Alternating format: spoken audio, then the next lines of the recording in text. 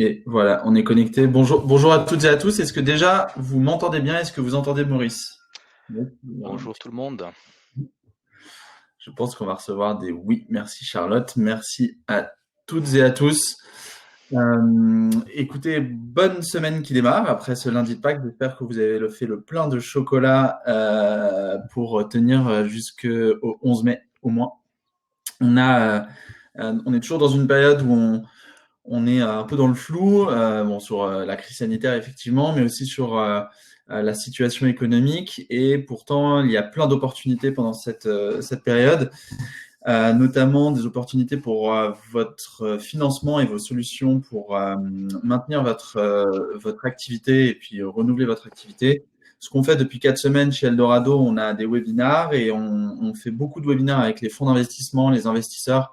Même cette semaine, on a Ventech, Make Sense, qui est un fonds impact. Donc, ça va être intéressant de voir les boîtes qui ont un impact social, environnemental, comment elles peuvent tirer parti de cette crise. Et aujourd'hui, on a vraiment la chance d'avoir Maurice qui travaille, qui est correspondant national startup au sein de la Banque de France, notamment pour qu'on fasse un rapport complet un petit peu de tout ce qui se passe au niveau des financements bancaires, puisque exceptionnellement, les banques sont sollicitées par l'État et soutenues par la BPI pour apporter des solutions à court terme de trésorerie pour les entreprises qui en ont besoin. Aujourd'hui, beaucoup de startups et d'entreprises innovantes se posent la question de comment elles vont assurer un matelas de trésorerie suffisant et une sauvegarde de leur activité, tout en sachant qu'on a peu de visibilité sur un retour à l'économie, sur un retour progressif post-déconfinement aux ventes, etc.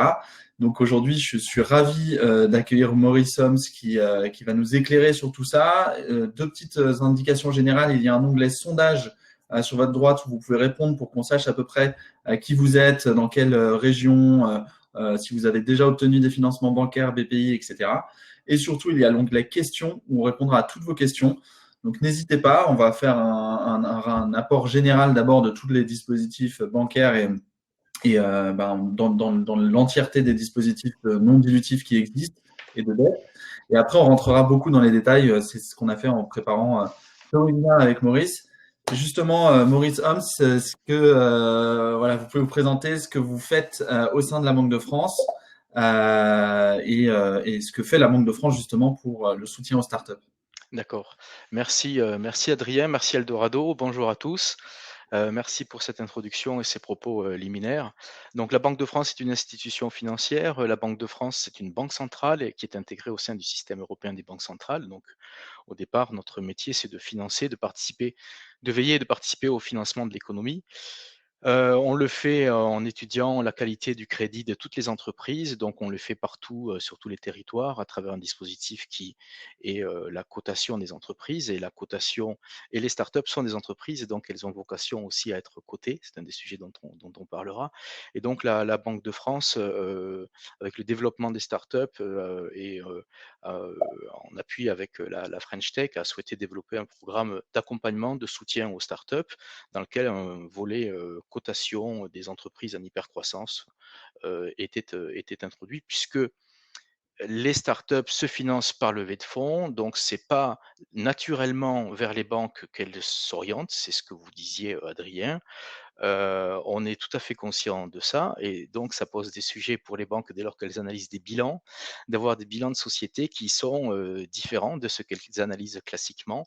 En fait, se heurtent deux sujets, une économie de croissance d'un côté et une économie de rentabilité de l'autre, c'est-à-dire que les schémas classiques d'analyse des cash flows, c'est les schémas de rentabilité, on les connaît bien, on sait les analyser, on a des batteries de ratios. Sur les schémas de croissance, on est plus embêté parce que c'est un potentiel, c'est plus un projet. Et donc le bilan, c'est un élément indicateur, mais c'est pas un élément qui fondamentalement permet de se positionner sur le crédit. Voilà, c'est pourquoi aujourd'hui, on voudrait pouvoir donner quelques clés pour faciliter le dialogue entre les banques et les startups et pour fluidifier l'accès au crédit pour celles pour lesquelles en fait ça reste difficile en période de crise actuellement. Ok, merci pour cette introduction. Et vous, votre rôle personnellement, Maurice, avant même la crise, comment vous aidiez les startups dans leur démarche? Alors le rôle, le dispositif correspondant startup, puisque je suis correspondant national startup, c'est un dispositif tout à fait nouveau. C'est-à-dire qu'on avait souhaité, à partir de début, d'année 2020, donc dès le début de janvier, réunir une équipe de correspondants de façon à ce que dans chaque capitale French Tech, donc c'est les 13-14 plus grandes, métropoles françaises dans lesquelles on est un écosystème dans lequel se développe la French Tech, on avait souhaité mettre à disposition de l'économie des analystes sensibilisés aux spécificités des startups, des entreprises en hypercroissance, mieux appréhender leurs modèles, mieux les coter et les orienter dans leur recherche de solutions de financement. Ça, c'était le projet avant crise. La partie cotation devient compliquée parce que coter, ça veut dire avoir une bonne compréhension des projections qu'on peut faire et c'est compliqué pour tout le monde. Mais le volet soutien, accompagnement, lui, il reste plein et donc il trouve son sens dans cette crise. Donc, on est à disposition des startups, comme la Banque de France est à disposition de l'ensemble des entreprises, pour toutes les PME, TPE, ETI, on a à disposition des correspondants qui sont des, qui sont des analystes dans nos réseaux, qui sont des gens qui cotent des bilans régulièrement et qui sont en capacité de flécher vers les dispositifs existants. Et on a voulu dupliquer ça pour les startups parce que la boîte à outils, les solutions qui existaient n'étaient pas les mêmes parce que les modèles étaient différents. Voilà. Donc, je suis D'accord. chargé de mettre en place cette équipe, de la coordonner. Donc, on est une quinzaine et on est à disposition de l'écosystème. C'est tout nouveau. D'accord. Plaisir à présenter ça aujourd'hui auprès de vous. Eh ben, écoutez, c'est tout nouveau et ça intervient dans une période en plus assez spécifique. Vous l'avez dit tout à l'heure, les dispositifs bancaires sont pas traditionnellement les dispositifs prioritaires pour le financement de l'innovation et surtout des startups pour toutes les raisons qu'on a évoquées, mais le financement du risque, le fait qu'il n'y ait pas ou peu de bilan, c'est d'ailleurs des questions qui commencent à être posées et qui est un fort taux de dépenses et peu de chiffre d'affaires dans le démarrage des entreprises du digital ou de l'innovation au sens large. Mais ça fait quand même partie des dispositifs qui peuvent exister. Nous, chez Eldorado, on référence même des banques qui font des constitutions de fonds propres, des effets de levier sur des levées de fonds, voilà, du soutien à la croissance. Quand il y a même des démarrages de croissance, il y a des dispositifs qui peuvent être quand même adaptés, du prêt aux dirigeants ou du prêt aux entreprises. Aujourd'hui, c'est des dispositifs spécifiques. Justement, on va en parler. Là, je vous ai remis l'article qu'on avait rédigé qui vous redirige sur toutes les sources de tous les financements spécifiques à la crise, donc là, ce qu'on appelle même maintenant la Covid money, qui aide les entreprises à s'en sortir pendant cette période. Encore hier, le président Macron a fait part que le gouvernement allait continuer à élargir les dispositifs de soutien aux entreprises et donc les startups, on va pouvoir en parler. Il y aura sûrement d'autres dispositifs qui vont se créer. Si on résume rapidement, il y a des dispositifs de financement non dilutif public, donc la BPI, les régions qui peuvent accélérer des dispositifs. Il y a des dispositifs de financement, nous on appelle ça du financement, des dispositifs défensifs, c'est-à-dire d'aller chercher l'argent que vous avez déjà, c'est-à-dire le crédit d'impôt recherche en remboursement anticipé, déposer sa liasse fiscale pour avoir un crédit d'impôt recherche ou un crédit d'impôt innovation plus rapidement. Et en parallèle des investisseurs qui sont dans cette période qui ne vont pas investir. Le dernier dispositif, c'est les dispositifs de soutien bancaire où l'État, dès le début de la crise, a lancé principalement, je ne sais pas si vous pourriez dire que ce sont principalement les deux dispositifs qui sont le prêt garanti par l'État et le prêt à tout, donc le PGE et le prêt à tout. Mais il y a eu d'autres dispositifs, prêt rebond, prêt le maire, etc. Comment on peut y voir clair sur déjà quels sont les dispositifs que les banques ont à leur disposition pour soutenir les startups ou les entreprises innovantes, elles-mêmes soutenues par l'État?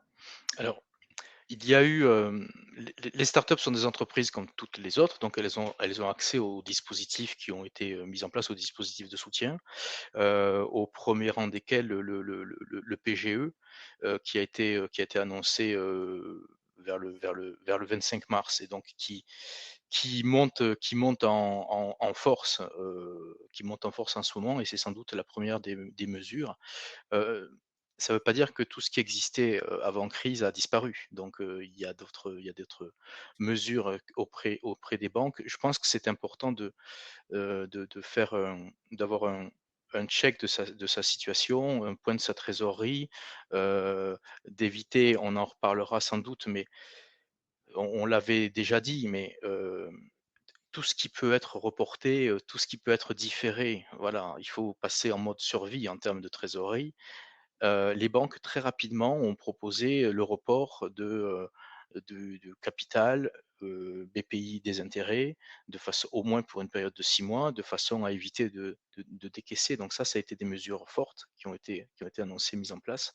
Et au-delà de cette première mesure de différé, est arrivé, le prêt garanti d'État. C'est pour ça que c'est important de comprendre que c'est un prêt, et la garantie de l'État est assurée au travers de BPI.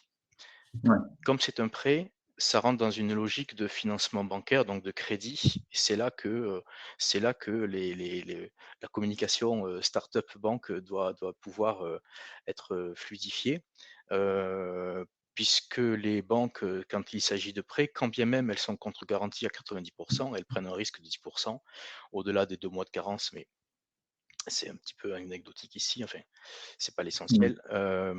Le l'analyse du dossier reste sur les mêmes métriques. C'est-à-dire Mm. qu'un prêt, je veux bien regarder, mais c'est à condition qu'il y ait un cash flow qui puisse être généré par l'entreprise. De sorte que, il faut revenir ici sur, la trésorerie, le business plan et faire la démonstration que le projet, il peut générer du cash flow et que la startup est en capacité de pouvoir rembourser sa dette. Voilà. Donc c'est ça le point central qu'il faut bien appréhender, et c'est une des difficultés, y compris pour les startups, que de pouvoir faire une projection et de Ouais. à quel moment je vais générer du cash flow. Voilà, après, on va en parler un peu plus dans les détails, mais déjà, sur le review général, les dispositifs actuels n'engagent pas de responsabilité ou de dispositifs de garantie pour les entrepreneurs ou les entreprises. La volonté de l'État est de soutenir l'économie et de dérisquer un maximum les entreprises et les entrepreneurs, tout en ayant le soutien bancaire qui n'est pas obligatoire, faut le rappeler aussi. C'est la contre-garantie de 90% de la BPI. Elle aide sur le PGE les entreprises, les banques à financer plus rapidement et mieux des entreprises.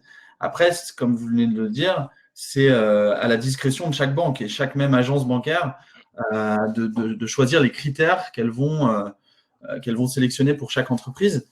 Est-ce qu'on peut quand même dresser sur le PGE, puisqu'on commence à faire un petit focus sur le PGE, des critères qui sont quand même bien regardés. On a beaucoup de choses qui ont Mmh. été communiquées. Si on peut résumer, il y a les entreprises qui ont moins de 3 ans de bilan, plus de 3 ans. Il y en a qui n'ont pas de bilan.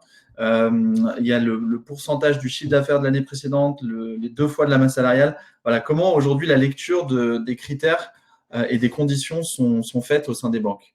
D'accord. Alors, il y a plusieurs choses. Voilà. Le plus ou moins de 3 ans, c'était par rapport à une notion d'entreprise en difficulté. Donc là, il faut qu'on fasse un check spécifique là-dessus parce que c'est un point important. Le grand principe du PGE, c'est que toutes les entreprises doivent pouvoir y avoir accès. Donc c'est la déclinaison des annonces, Macron, et puis, la déclinaison opérationnelle. Donc c'est une enveloppe de 300 milliards d'euros, qui est considérable. Je crois que c'est un dispositif qui marche très fort. Ce matin sur BFM Business, c'est Nicolas Dufour qui donnait quelques éléments. Donc c'est le directeur général de BPI, hein, 150 000 préaccords. Je crois que c'était 22 milliards d'euros d'engagés et au moins 40 qui étaient en cours de traitement. Donc on a quelque chose qui marche bien, on a quelque chose qui est considérable pour toutes les entreprises, y compris les startups. Il y a eu des mesures additionnelles après pour les startups, il faudra qu'on en dise un mot puisque il y a eu des mesures spécifiques. Donc au départ, voilà, toutes les entreprises ont accès au dispositif du PGE, sauf à être considérées en difficulté. Donc faudra qu'on en dise un mot parce que ça peut Voilà, c'est une des concerner. grandes questions. Ouais, c'est une des grandes questions. Heu, Si on n'est pas dans cette catégorie ici, effectivement ensuite, et pour les startups, c'est 2 critères, même, avec un deuxième dans la deuxième catégorie, enfin, une part du chiffre d'affaires, donc 25 du chiffre d'affaires, on peut dire 3 mois de trésor en fait. 25 du chiffre d'affaires hors taxe, hein, sur l'alias fiscal. Hem Et c'est aussi, 2 ans ou 2 ans de masse salariale, donc pour ceux qui avaient de la masse salariale. Évidemment, pour les entreprises, de création récente, on parle de 24 fois la masse salariale brute moyenne, depuis la création. Mmh. Mais donc dans l'idée, c'est bien de pouvoir apporter un financement, aux startups en période aux entreprises et plus large, ici aux startups en période de crise. C'est pour ça que ce critère de masse salariale a été, retenu, puisqu'on a des startups qui font pas de chiffre d'affaires, donc ça revenait Ouais. à les écarter du dispositif. D'accord, donc c'est une première chose. D'ailleurs, je vois qu'il y a des questions dans l'onglet Alexandre. D'ailleurs, salut Alexandre. Si tu peux poser les questions dans l'onglet questions, il y a un onglet dédié, comme ça on répondra à tout et j'essaierai de les OK. reprendre. Sur le PGE, on fait un petit focus pour les entreprises. Donc, rappel, hein, c'est la startup va voir son conseiller bancaire, donc lui écrit et lui demande la possibilité d'avoir le PGE. Généralement, les banques vont lui réexpliquer les deux critères que vous venez de donner. 25% de la masse salariale ou 25% du chiffre d'affaires ou deux fois la masse salariale de l'exercice précédent, c'est quand même mieux déjà quand on a 2, 3 ou 50 bilans, généralement pour une startup, de demander les deux fois de la masse salariale, généralement, puisque les entreprises ne font pas beaucoup de chiffre d'affaires. Oui, tout à fait. Tout à fait. C'est aussi pour ça qu'elles sont en perte, parce qu'elles investissent fortement dans le projet, et donc la masse salariale est le principal poste de dépense. Donc elles ont plus de charges et de masse salariale que de chiffre d'affaires. Donc D'accord. c'est au choix. Cela étant, ce sont des seuils plafonds, c'est-à-dire que, on n'a pas c'est pas un droit de tirage. C'est-à-dire que c'est pas parce que je me présente auprès de ma banque que j'obtiens systématiquement, 2 fois ma masse salariale. Mm. C'est quelque chose qui va se discuter, et c'est important de comprendre que vis-à-vis de la banque, quand on fait la demande d'un PGE, ça doit correspondre à un besoin de trésorerie qui s'intègre dans un plan, et c'est pas un droit de tirage en disant: «J'ai besoin» ou «Je veux ça», Ouais. parce que c'est le meilleur moyen de ne pas l'obtenir, en fait. C'est-à-dire que Ouais, ça, c'est très important de le dire. Il ne faut pas forcément demander le maximum, il faut demander la somme dont vous avez besoin par rapport à votre business plan. Donc, ça veut dire que déjà, il faut faire un business plan stress ou dégradé, comme on dit. Et puis, de faire une demande adaptée, parce que si vous allez demander le maximum à la banque, elle peut se dire que c'est pas raisonnable et que c'est pas calculé. Et donc, ça rassurera pas forcément l'organisme bancaire qui fera le dispositif, quoi. C'était important de le rappeler. oui, tout à fait. Il y a ça, et puis vous savez, les startups ne sont pas forcément multibancarisées, surtout celles qui sont en création récente. Donc une fois que votre banque vous a dit non, alors même qu'il est sursollicité par des demandes qui sont considérables, et je tiens à dire que les banques jouent vraiment le jeu, qu'elles essayent de trouver des solutions pour financer, la très grande majorité des sociétés. Une fois que votre dossier est passé une fois, mais qu'il n'était pas complet, ou qu'il était, peut-être, trop ambitieux dans sa demande, et que vous avez un refus, c'est compliqué de redéposer un dossier, enfin, c'est pas la peine qu'on fasse tous 2 fois la demande, quoi. Parce que il faut absolument la faire une fois au bon moment, et avec, le maximum de travail en amont. Donc d'où le travail sur le business plan. Les conseils, c'est s'entourer des professionnels du chiffre si vous avez des doutes, ou d'aller chercher du conseil auprès de partenaires qui sont, avec qui vous pouvez travailler aussi, des gens dans les chambres de commerce, ou plutôt dans les startups, voire avec les incubateurs ou les accélérateurs, parce qu'il y a forcément des ressources Mm. ici qui peuvent vous aider à travailler cette partie. Ouais, il y a beaucoup de questions PGE là, dans l'onglet et il y en a J'arrive pas. OK. deux majeures. Déjà, la première, c'est pour les entreprises qui n'ont pas de bilan, qui sont très jeunes. Ouais. Il y a beaucoup d'entreprises qui sont soit créées l'année dernière ou même en mars 2020. Là, il y a quelqu'un qui posait une question sur une entreprise créée vraiment très récemment. Est-ce que le PGE va être un dispositif adapté ou pas du tout? Le PGE reste un dispositif, adapté. Lorsqu'on n'a pas de bilan, on va s'appuyer plus particulièrement sur le projet, sur les projections. C'est difficile de s'appuyer sur un projet, donc il faut faire la démonstration que l'entreprise, même, jeune et de création récente, va devoir être, soutenue. Hem, Quand on est vraiment de création récente, il ne faut pas oublier tous les dispositifs qui préexistaient et qui existent toujours, c'est-à-dire tout ce qui est lié aux subventions. Donc, vérifiez bien que, tout ce qui est prêt d'honneur, tout ce qui est, Initiative France, Réseau Entreprendre, sont des gens vers qui vous pouvez vous flécher. Et puis il y a le conseil régional, il y a des structures comme Wilco qui peuvent proposer des aides et des subventions.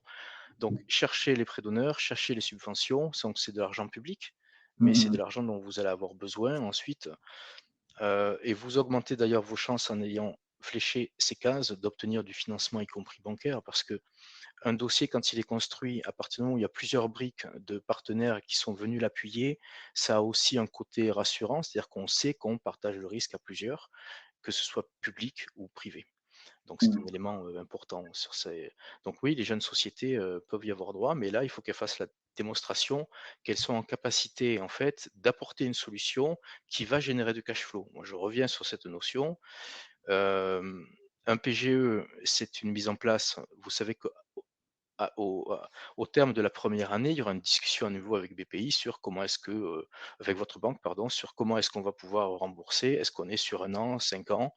Mmh. Donc là, on ne vous demande pas de dégager de la trésorerie immédiatement, mais on vous demande de faire la preuve que votre business model, il va pouvoir dégager de la trésorerie, donc de cash flow. Il faut revenir sur cette notion de cash flow. Ce qui est peut-être une préoccupation moins immédiate quand on est une start-up en levée de fonds.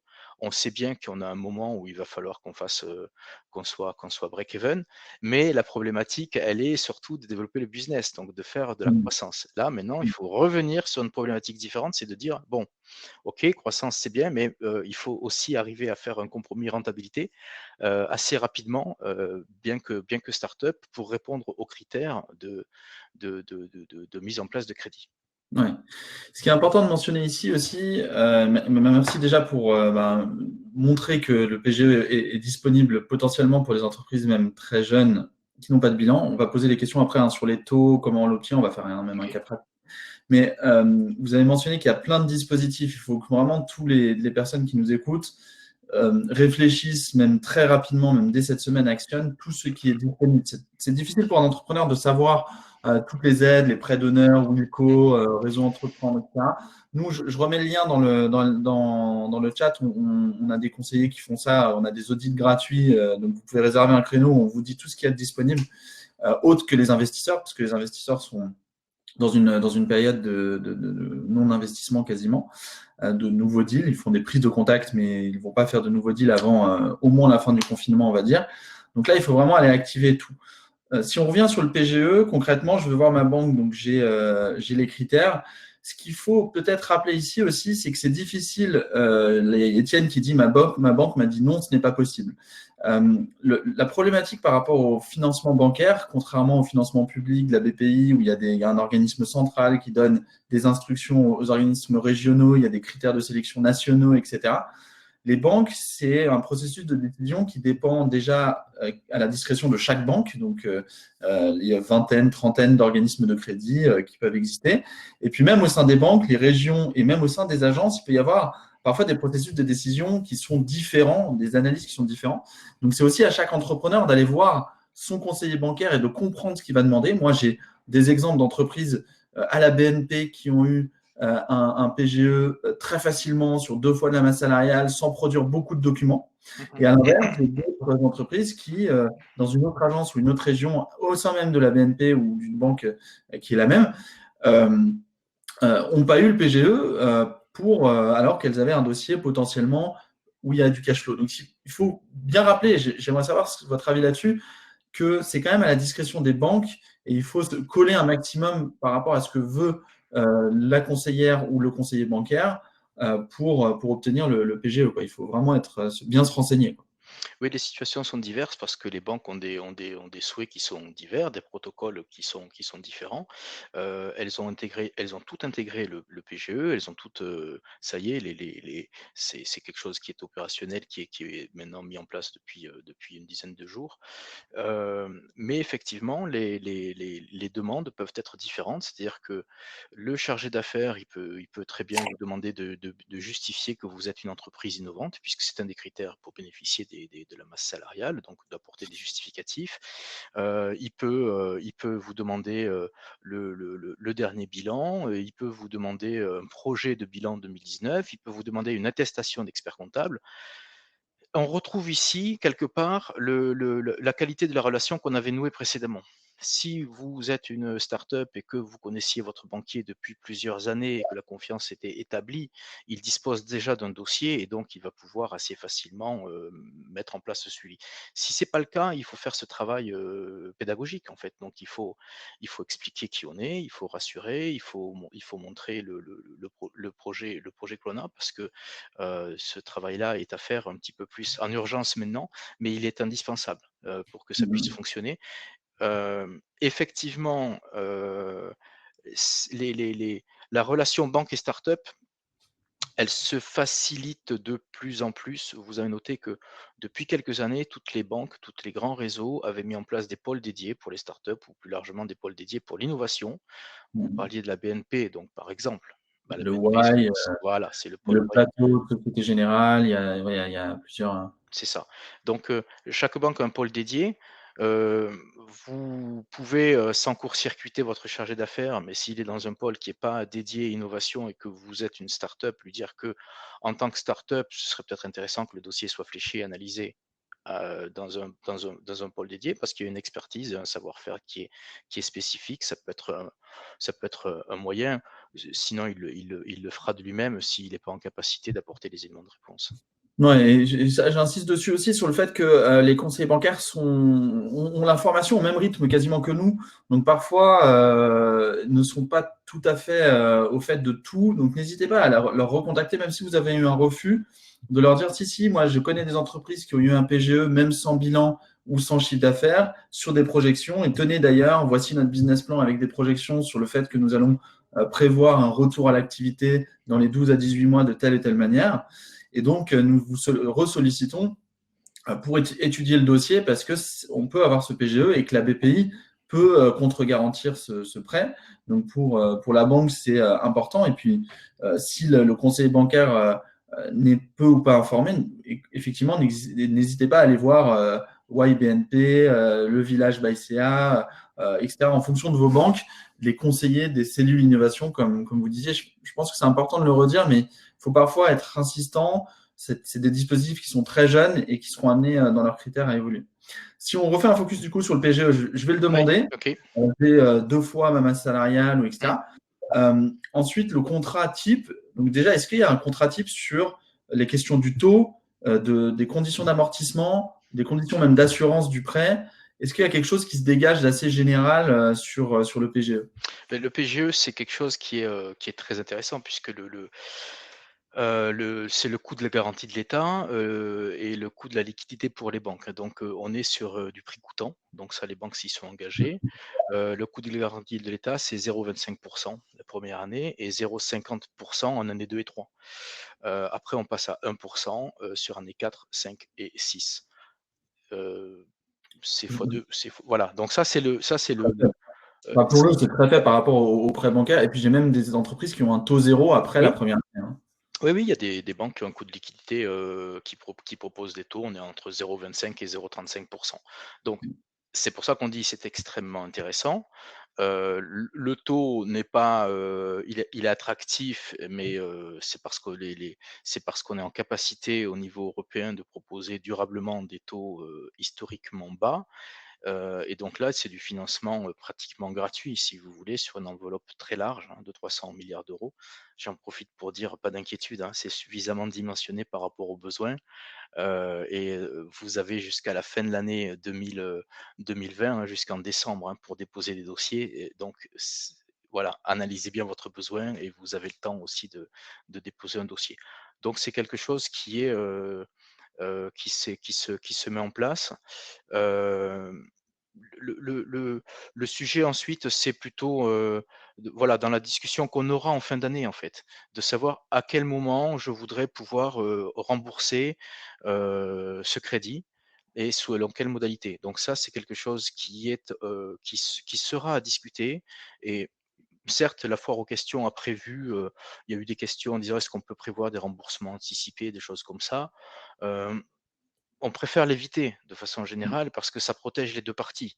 Le fond du dispositif, c'est pas de se dire, je s à partir dans ce situation de crise, quand on obtient un crédit, c'est pas pour l'idée de le rembourser Ça voudrait dire qu'on essaie de substituer des crédits actuels qui sont sur des taux plus longs avec des crédits plus intéressants dans le cadre d'un PGE qui, lui, eux, sont faits pour traverser la crise.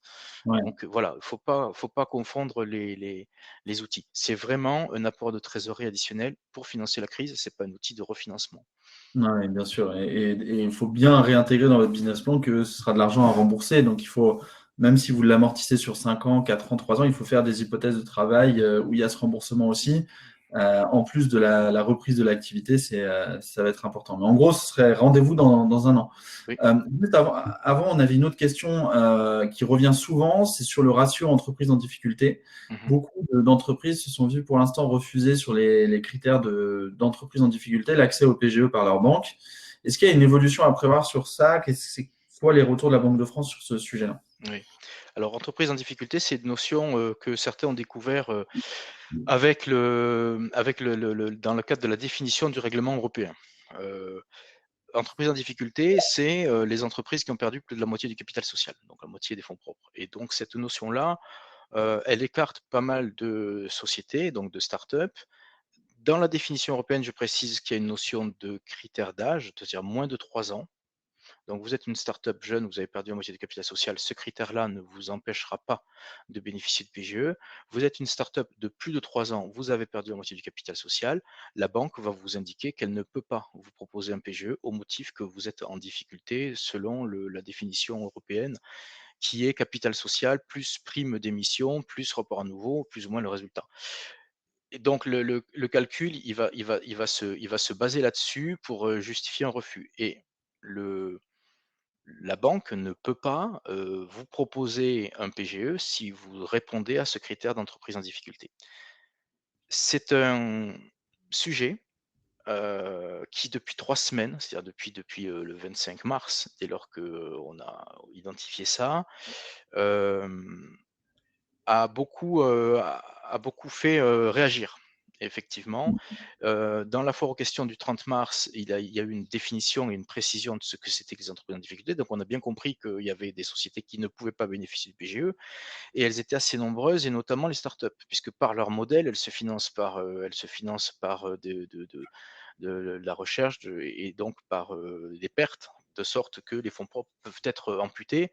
Ça ne veut pas dire que l'entreprise est en difficulté. Donc, il doit y avoir une évolution, de toute façon, il y a eu les sujets ont été remontés à Bercy et il doit y avoir une prise en compte de cette problématique spécifique, ce que j'appelle un trou dans la raquette, parce que c'était pas pour écarter ces entreprises forcément, c'était vraiment pour identifier celles qui, étant vraiment en difficulté, ne seraient pas en capacité de rembourser et donc si vous prêtez de l'argent à quelqu'un qui vous prêtera jamais, même si vous avez une garantie de 90, ça intéresse personne si vous voulez. Heu, Hmm. donc on s'aperçoit qu'il y a des startups qui ne sont pas nécessairement en difficulté, mais qui ont une perte de la moitié du capital social. Donc il y a une réflexion, ça a été remonté, il y a une réflexion qui est engagée avec des mesures spécifiques qui doivent être annoncées. Je sais que c'est dans les pipes, je ne sais pas quelles sont aujourd'hui, quelle est la teneur des solutions qui vont être proposées, mais le sujet a été clairement identifié. On a parlé soit de fonds de retournement, soit de prêt-soutien, mais il y a quelque chose qui doit avancer là-dessus.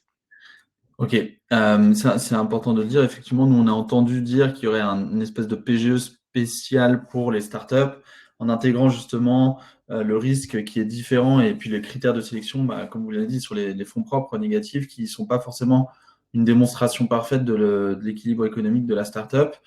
À l'inverse, quand on a des fonds propres positifs, il y a des banques qui vont faire un calcul assez rationnel de faire un prêt par rapport aux fonds propres positifs. Mmh. Alors, c'est comme on a dit tout à l'heure, hein, ça veut dire que, par exemple, imaginez que vous avez 100 000 euros de fonds propres et que la banque veuille plafonner votre prêt à 100 000 euros. Même si vous aviez 300 000 euros de masse salariale l'année précédente et que vous pourriez être éligible à 600 000 euros de PGE, c'est encore une fois à la discrétion de la banque, quoi. Oui, et c'est pour ça qu'il faut faire en fait, si la réponse de plafonner au capital, c'est la notion du 1 pour 1. C'est-à-dire que c'est autant je mets autant de dettes qu'on a de capital. Hem, c'est c'est souvent la réponse à une demande qui elle est, d'un côté, je demande le maximum et de l'autre côté, je réponds, non pas le minimum, mais à hauteur du capital. C'est plus la démonstration du besoin en fait qui doit être faite et c'est ce en quoi les banques se sont engagées. Examiner chaque situation individuellement au cas par cas. Donc si votre besoin de trésorerie, le plafond, c'est 2 fois la masse salariale, donc il faut aller voir entre le plafond et le montant de fonds propres, pourquoi il y a un écart et pourquoi il y a un besoin. Voilà. Et le PGE, vous pouvez retourner voir votre banque tant que vous n'avez pas atteint le plafond, vous pouvez très bien avoir une clause de revoyure dans 3 mois ou dans 6 mois pour rediscuter et réobtenir un crédit PGE. Donc vous n'êtes pas obligé de solliciter le montant tout de suite. Et Ouais. ça peut être une façon de le lisser. Alors, on a répondu à beaucoup de questions sur le PGE. Encore une Oui. fois, à votre niveau, il y a beaucoup de sujets. PGE, ensuite d'aller doubler le PGE potentiellement avec un prêt à tout, cette fois qui est un prêt de la BPI, qui va Mhm. être dans la logique qu'on vient de dire, un pour un par rapport au prêt que vous avez obtenu automatiquement. Étienne d'ailleurs demandait s'il faut être enregistré pour avoir le PGE au sein de la BPI. En fait, le process, c'est d'abord d'aller voir sa banque qui va vous de donner un préaccord qui va vous permettre d'avoir un numéro d'identification au sein de la BPI. Et ensuite, le prêt peut se faire. C'est très rapide, hein, puisqu'il y a déjà des entreprises qui ont déjà obtenu le prêt en compte en banque. Donc, la BPI est très réactive. Et Emmanuel aussi posait des questions sur le fait qu'ils lançaient une phase de MVP. Ils ont des besoins de financement à court terme. La BPI est quand même beaucoup plus réactive en ce moment que d'habitude. En fait, les dossiers sont traités de façon très rapide, sont priorisés sur les entreprises d'ailleurs qui ont besoin de trésorerie avant décembre, puis entre décembre et juin 2021, puis après juin 2021. Et les chargés d'affaires sont très, très réactifs. Il y a une question qu'on voulait aborder, Maurice aussi, c'était sur la question de la cotation et de la notation Banque de France. Mhm. Et déjà, est-ce qu'on peut rappeler ce que c'est très rapidement pour Oui, les bien sûr. entreprises qui nous écoutent? Et puis comment ça va être utilisé et interprété par rapport à la période actuelle? Alors, la cotation Banque de France, c'est une appréciation sur la capacité d'une entreprise à honorer ses engagements financiers. Donc, la Banque de France, elle attribue des cotations parce que c'est un outil qui sert au financement de l'économie, euh, ce qu'on appelle un collatéral éligible. C'est un outil qui sert aussi au titre prudentiel à surveiller la solidité des contreparties qui sont financées.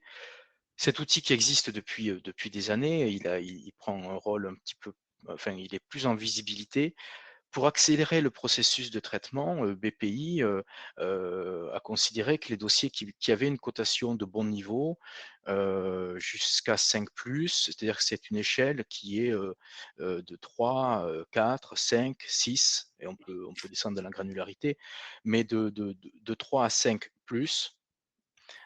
pratiquement, les PGE pour les sociétés cotées, les PGE sont accordés. C'est-à-dire que c'est pour aller plus vite, en fait, c'était pour faire du traitement de masse. Ça ne veut pas dire que celles qui n'ont pas une cotation jusqu'à 5+, donc 5, 6 ou en dessous, ne vont pas bénéficier ou ne pourront pas bénéficier, mais là, ça va être du cas par cas. Je reconnais que c'est plus compliqué quand la situation financière est dégradée, et donc il faut faire la démonstration du projet et de la capacité à gérer un cash flow. Il faut revenir là-dessus, notamment quand on a des cotations qui sont dégradées. Mm. Cette cotation, pour nous, en tant qu'analystes, on l'analyse sur 270 000 entreprises chaque année avec un critère qui est celui du chiffre d'affaires.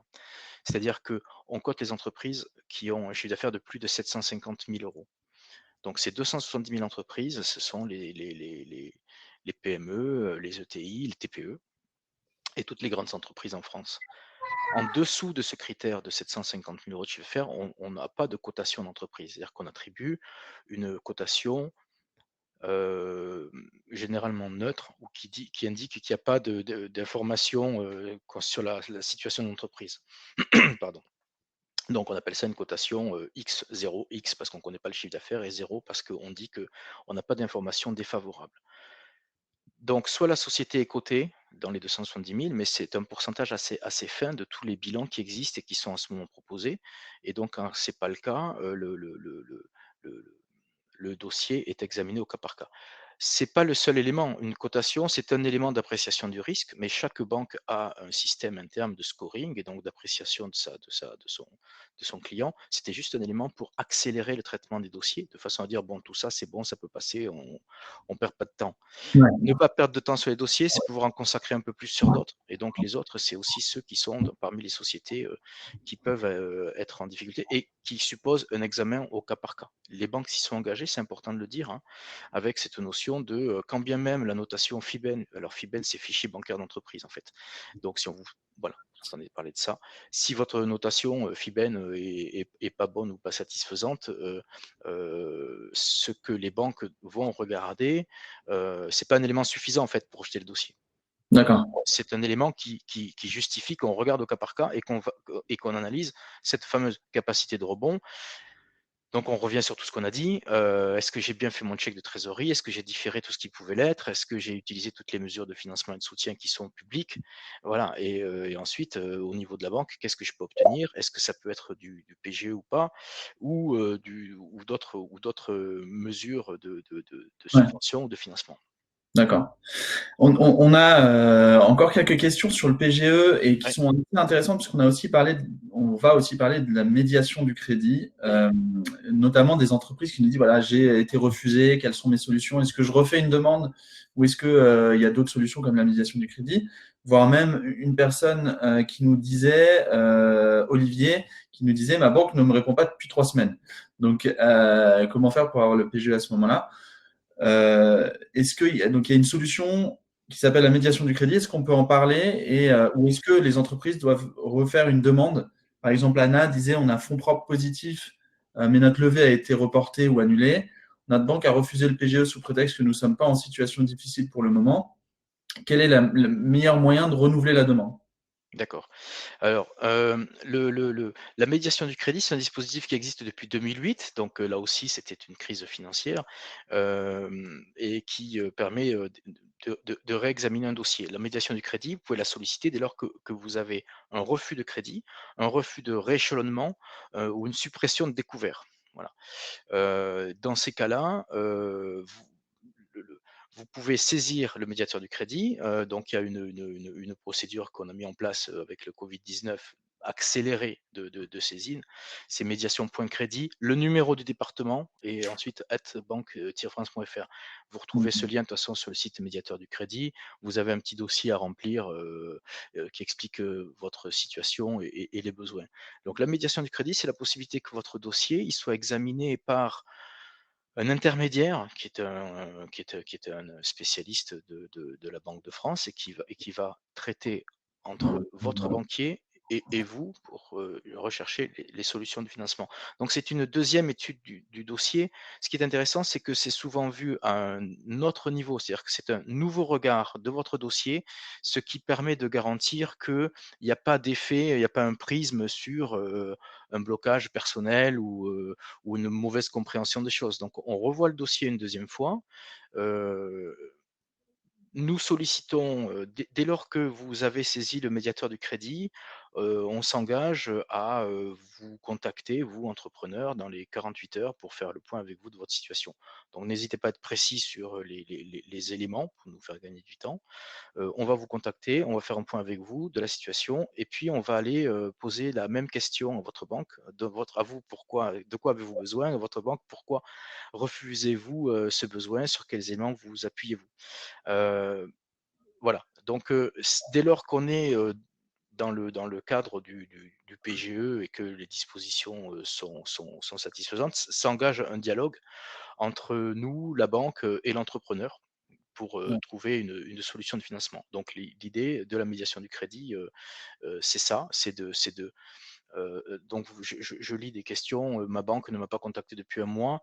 Ça peut s'apparenter à une situation de refus de financement. Donc vous avez un mail, vous avez demandé un crédit, on ne vous a pas répondu, c'est comme un refus, sollicitez la médiation du crédit.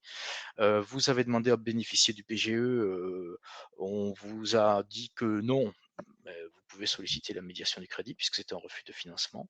Mm, Effectivement, Heu, les banques restent souveraines dans leurs décisions de crédit, mais hem, ce que nous voyons,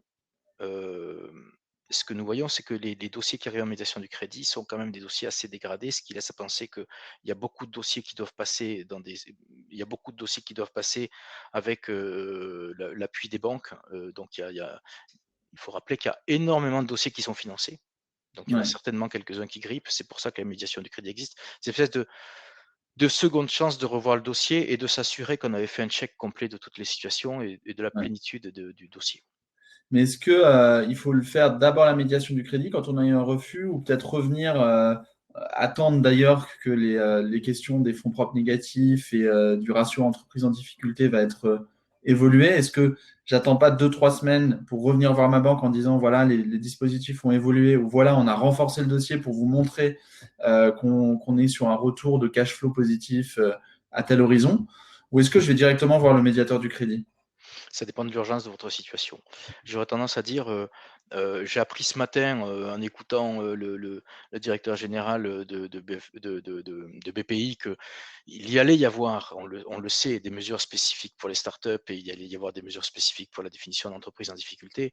Donc dans ce cas-là, ça vaut peut-être le coup d'attendre et de continuer de maintenir un dialogue avec sa banque. Tant que c'est possible, faites-le. Discutez avec votre banquier tant que vous pouvez le faire. À partir du moment où vous avez une réponse, une notification dont vous n'êtes pas satisfait, que c'est un refus, et c'est noir sur blanc, vous avez la possibilité de saisir la médiation. Ouais. Une question aussi sur donc Guillaume qui demande quid de la situation des dirigeants salariés qui n'ont pas le droit au chômage partiel ni au PGE. Alors, c'est pas le PGE n'est pas un rapport par rapport aux dirigeants salariés, hein, c'est à l'entreprise. Donc, il n'y a pas de raison que si vous soyez dirigeant salarié, vous voyez refuser le PGE. C'est vraiment par rapport à l'entreprise. Bon, c'est le chômage partiel. Ça, c'est pas effectivement pour les assimilés salariés, les dirigeants assimilés salariés. C'est vraiment pour. Il est disponible pour les cadres de l'obtenir ou les salariés. Le seul dispositif qu'on connaît, nous, après là, on sort du dispositif bancaire, mais qu'on connaît pour les dirigeants fondatrices ou fondateurs de leur entreprise, qui permet de soutenir leur salaire, c'est l'assurance maladie qui prend en charge, en cas de garde d'enfants, une partie de votre salaire. Mais sinon, c'est vrai que les dispositifs de chômage sont plus pour les salariés ou les cadres. Là aussi, il y a beaucoup de ressources. Je vous invite à regarder le blog de Serena Capital, notamment, qui parle très très bien du chômage partiel, ou Bold Avocat, spécialisé dans les startups, où il résume vraiment tous ces dispositifs de chômage partiel. Si on redescend un petit peu des questions sur les dispositifs, déjà, est-ce qu'on peut faire un petit peu une vue un peu plus large? Il y a le PGE et le prêt à tout. Est-ce que c'est les deux dispositifs que les entrepreneurs doivent avoir en tête aujourd'hui vraiment? C'est-à-dire la priorité, c'est d'aller voir PGE avec son organisme bancaire et potentiellement de le doubler avec un prêt à tout. Comment vous feriez pour représenter un peu tout ça, sachant qu'il y a prêt rebond, prêt le maire, etc. Il y a beaucoup de dispositifs. Oui, c'est ça. C'est-à-dire que, si vous aviez déjà, BPI, il intervient à 2 niveaux. Vous avez noté que BPI intervient en garantie sur le PGE, donc il faut voir un PGE, mais BPI intervient aussi en financement direct. Donc tous les autres dispositifs qui existaient par BPI peuvent être utilisés. Donc dans le prêt à tout, on a des critères assez larges, même si, il faut avoir un an d'existence, par exemple. Donc à chaque fois, il faut regarder les dispositifs et les critères d'exclusion pour pouvoir en bénéficier. Donc je pense qu'il faut rester, au contact avec sa banque, lui demander quelles sont les solutions. Un banquier va dire: «Mais, on peut très bien utiliser, il existe toujours les facilités de caisse, les découverts, regardez les lignes de crédit dont vous disposez, renégociez-les, pensez aussi après crise». Si ça repart, il faudra aussi utiliser du BFR, donc ces outils-là existent. Pensez à facturage, c'est aussi une solution, alors ça dépend des modalités de financement, mais dès lors que c'est des solutions de financement qui existent, donc tout ce panel-là reste disponible, mais il est vrai que, pour l'essentiel, le PGE, c'est le plus gros des dispositifs, d'une part. Le prêt à tout, plus spécifique pour les entreprises en difficulté. J'attendrai quand même de voir la foire aux questions et je pense que dans cette semaine, on devrait avoir des précisions sur cette notion d'entreprise en difficulté parce qu'elle nous heurte beaucoup et elle nous bloque sur des dossiers. Je sais que les start-upers l'attendent aussi. Donc ça, c'est un élément, qui me paraît important, à souligner. D'accord. Est-ce qu'il y a la question, ouais, qu'on n'avait pas posée aussi sur les conditions, c'est que certaines banques ont une banque en ligne. Je suis désolé pour les lumières, c'est ma fille de 3 ans qui joue avec l'interrupteur. Qui va avoir. Ouais, voilà, la question des banques en ligne, Oui, oui. des entrepreneurs qui n'ont pas de banque, de dispositif bancaire. Enfin, ces banques en ligne ne font pas organisme de crédit. Quelles sont les solutions qui s'ouvrent pour les entrepreneurs aujourd'hui parce qu'ils ne peuvent pas aller ouvrir un compte en banque aujourd'hui au sein d'une banque qui fait organisme de...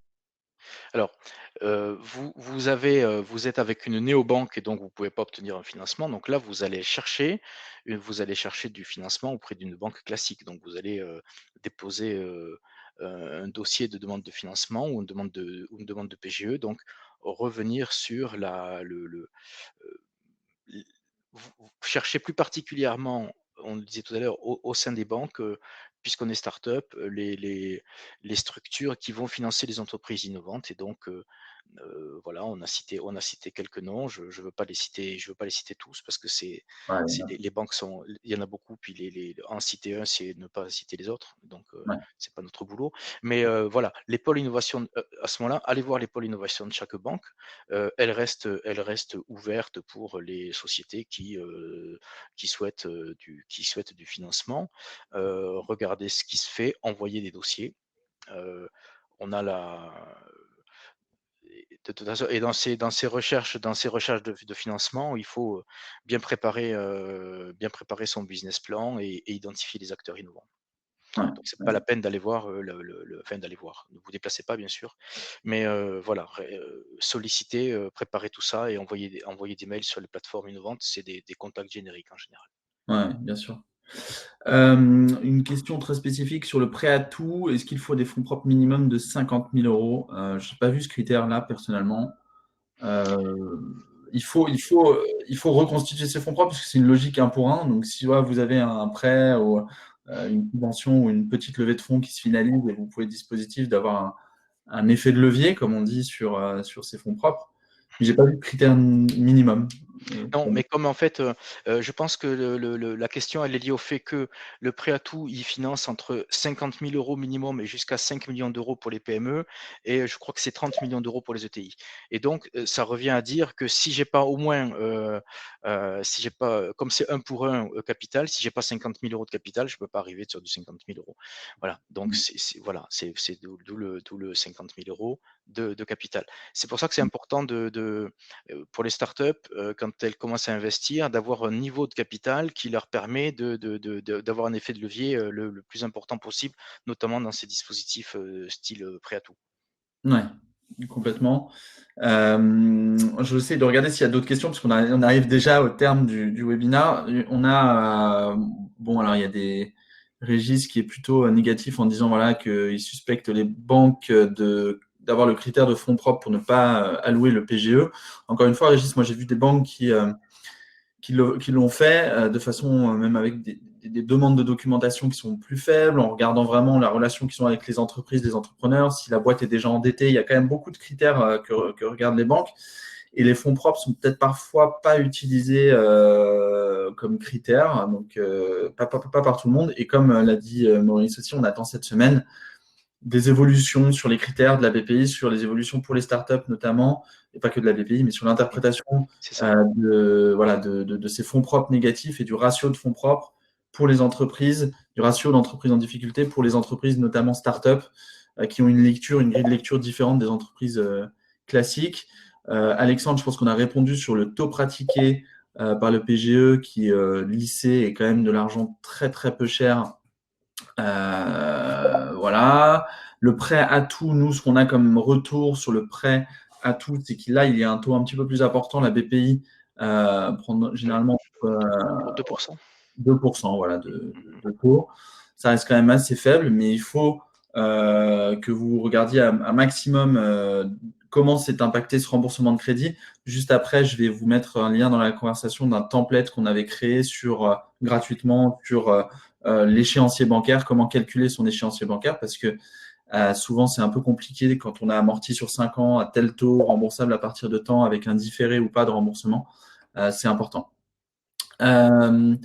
Euh, pour le PGE, 2 fois de la masse salariale, est-il possible de se baser sur les 6 derniers mois? C'est une question qu'on a. Est-ce qu'on peut faire un ratio? Je pense que ce que vous allez dire, Maurice, c'est que oui, puisque justement, on n'est pas obligé de respecter les critères exactement, de dire 2 fois 2019, mais se baser peut-être sur d'autres critères qui sont peut-être parfois plus raisonnables par rapport aux besoins de financement. Ouais, l'idée c'est d'avoir un plafond et le plafond donc il est estimé sur les 2 ans de masse salariale donc vous allez rechercher ça. Je crois que l'autre idée, c'est d'être sur un dialogue. Donc, je suppose que si vous avez une notion de 6 mois, c'est que vous voulez dire que vous avez une saisonnalité peut-être dans votre activité et qu'en fait, vous voulez financer plus spécifiquement. Donc ça, c'est quelque chose que vous pouvez indiquer à vos banques. Par contre, au-delà du 25%, elles n'iront pas parce que enfin, au-delà des 2 ans de masse salariale, elles n'iront pas parce que là, c'est vraiment le plafond. Et donc, elles vous proposeront peut-être d'autres prêts additionnels ou complémentaires. Ça, c'est possible par contre. Je parlais de médiation du crédit tout à l'heure, c'est pas que pour le PGE, la médiation du crédit, c'est pour les refus de financement, quels que soient les crédits ou quelle que soit la situation ou la banque dans laquelle vous avez contracté, hein. Voilà, Ouais. c'est une précision. D'ailleurs, je remercie Vicky qui est dans le chat aussi et qui répond à beaucoup de vos questions. Merci Vicky. Pour, euh, pour terminer, alors je regarde juste s'il y a une autre question. Dans quel cas le niveau de quasi-fonds propres peut-il être constitué pour obtenir un financement? Donc, le quasi-fonds propres, c'est quand même une situation qui est beaucoup d'interprétation de la BPI, qui va considérer par exemple que une levée de fonds en obligations convertibles constitue des quasi-fonds propres dans l'interprétation, donc ils le prennent en considération pour faire la logique qu'on a dit tout à l'heure, 1 pour 1, vous avez 100 000 euros, on peut vous prêter ou vous subventionner à hauteur de 100 000 euros. Est-ce que sur les banques, il y a cette notion de quasi-fonds propres, Maurice? Oui, oui. Alors toutes les banques, elles regardent cette notion de quasi-fonds propres, donc le capital, les primes d'émission qui sont considérées comme du quasi-equity. Elles regardent également les avances conditionnées que peuvent mettre en place BPI et qui peuvent aussi remonter sur du haut de bilan. Généralement, en situation hors crise, tout ce qui est quasi fonds propres, c'est des titres hybrides en fait. Et donc, vous pouvez très bien faire une interprétation dette, et auquel cas vous saturez en dette. Mais c'était surtout pour dire on ne veut pas mettre de la nouvelle dette parce que vous avez déjà suffisamment de dette. Donc on ne le prend pas. Mais ici, on est dans une logique de crise, et donc on va considérer que c'est plutôt equity. Donc on a une notion, je pense, un peu plus large qu'on ne l'avait. Là encore, il faut discuter. On peut avoir des cas où il y ait un refus ou une lecture qui va être différente. Dans ces cas-là, en cas de refus de financement au motif que des éléments de quasi-equity seraient pas intégrés au fonds propres et qui vous bloqueraient l'accès au financement, oui, vous pouvez, après discussion avec votre banquier et après refus, vous vous trouvez dans un cas où légitimement, vous pouvez solliciter un médiateur du crédit. Maurice, c'était super intéressant. Je pense qu'on pourrait durer très longtemps. Qu'est-ce qu'on peut faire? Qu'est-ce qu'on peut proposer pour les entrepreneurs qui nous regardent? Quelles sont les solutions pour poser des questions à vous, aux médiateurs du crédit, à la cellule que vous dirigez? Comment on peut faire? Alors, on a un site Mon Correspondant Startup sur le site de la Banque de France, donc vous pouvez nous y retrouver, vous aurez quelques précisions sur le dispositif. Vous retrouverez les mails de tous mes collègues partout en région. Vous citiez Vicky qui est sur Pays de la Loire, qui est localisé à Nantes. Donc ce dispositif, il est national. Vous retrouverez donc le nom des correspondants, vous pourrez leur envoyer un mail directement ou sur une boîte aux lettres générique qui est startup au singulier @banque-france.fr. Vous pouvez poser des questions, on peut rester en contact et échanger. L'idée, c'est d'accompagner, de vous accompagner dans la recherche de solutions de financement. Bah, merci Maurice, on va en rester là. N'hésitez pas à même me solliciter ou solliciter, on fera les bonnes redirections. J'ai remis les liens aussi des prochains webinaires et puis dans le chat du template pour calculer son échéancier gratuit ou du dispositif audit gratuit qu'on a chez Eldorado pour vous aider à y voir plus clair. Bonne journée. Qu'est-ce qu'on peut dire en mot de la fin pour les entrepreneurs? Courage, je pense qu'il y a des mesures à venir cette semaine, on les attend tous. Donc rendez-vous sur la foire aux questions très prochainement. Merci Maurice, merci à toutes et à tous, bon courage et puis à demain pour ceux qui seront là au webinaire avec le fonds d'investissement Ventech. Au revoir Maurice. Au revoir, merci Encore. Adrien, et à très Et nous bientôt. aussi dans le chat. Merci, au revoir. Au revoir.